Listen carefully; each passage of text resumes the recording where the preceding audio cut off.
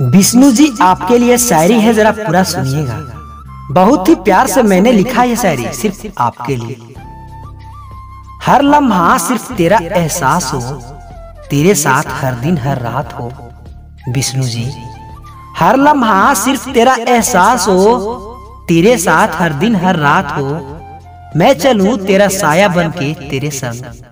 विष्णु जी कि मैं चलूं तेरा साया बन के तेरे संग, और मेरा हर सफर में बस तेरा साथ हो। विष्णु जी अगर शायरी की एक भी लाइन आपको पसंद आई हो तो प्लीज इस वीडियो को लाइक कीजिएगा और इस वीडियो को ज्यादा से ज्यादा शेयर कीजिएगा।